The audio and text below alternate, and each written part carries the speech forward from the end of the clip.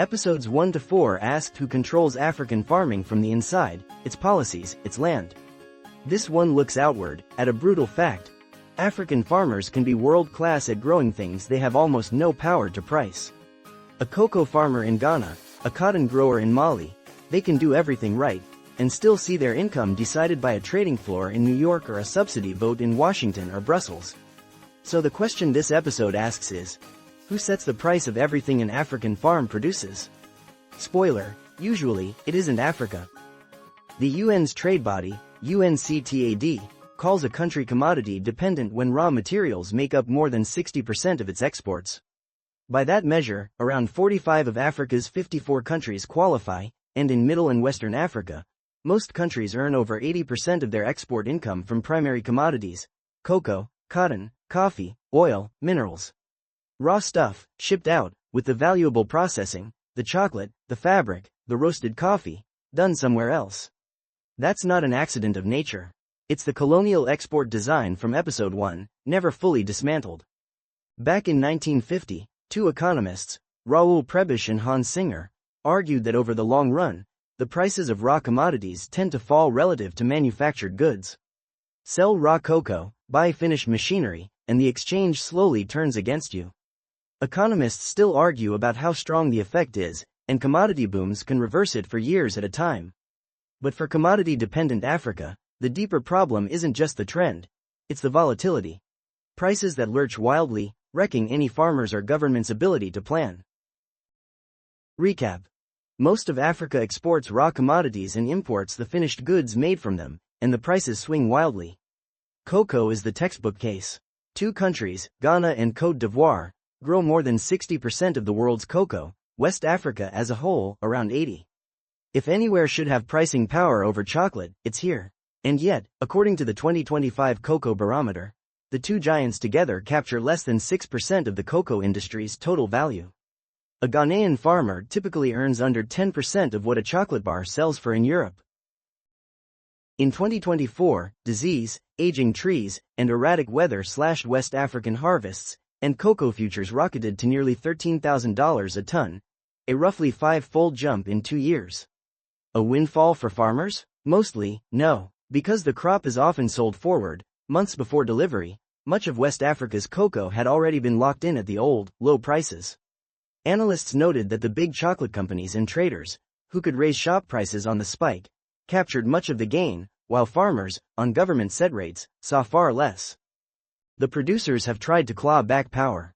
In 2019, Ghana and Côte d'Ivoire jointly imposed a living income differential, a $400 per ton premium buyers had to pay on top of the market price. A real attempt to set the terms together, but it faltered in a saturated market. Both countries do set guaranteed farmgate prices and raised them sharply through 2024 and 2025. But the structural problem stands. The value is added, and the price is made, outside Africa. Cocoa shows the squeeze on a crop Africa dominates. Recap. Even on cocoa, which it dominates, Africa captures little of the value and less of the pricing power. Cotton makes the unfairness even starker. 4 West African countries, Benin, Burkina Faso, Chad, and Mali, are known as the Cotton Four. Cotton is their lifeblood.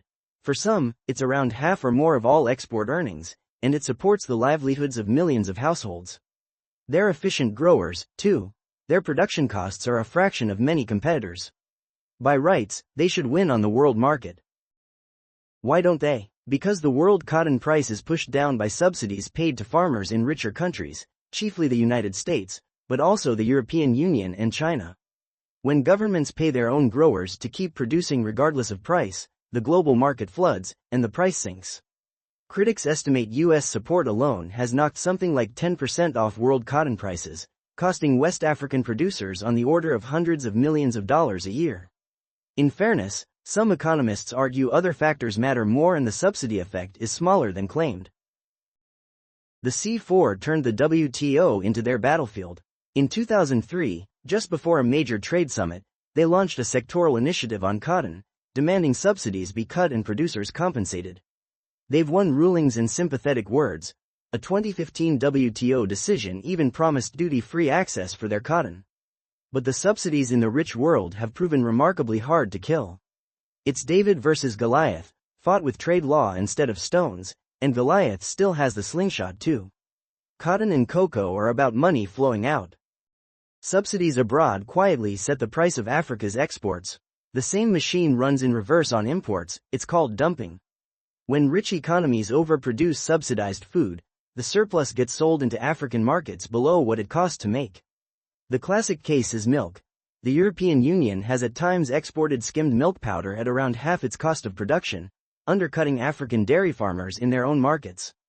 Cheap subsidized poultry, tomato paste, and grain have done the same across West Africa. So is Africa forever a price taker? No. Fix one.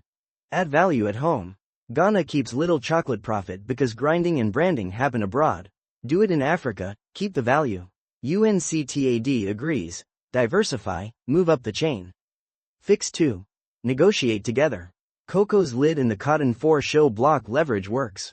The AFCFTA bets on that logic. The series through line clicks. Land was farm control. This episode is value control, for centuries held offshore, in exchanges, subsidy bills, trade rooms where Africa has a seat but rarely the gavel. The crops weren't the problem. The price was decided elsewhere. The fight. Bring pricing home, through processing, bargaining power, fair rules. Subscribe and comment. Export raw or build factories first? Let's go.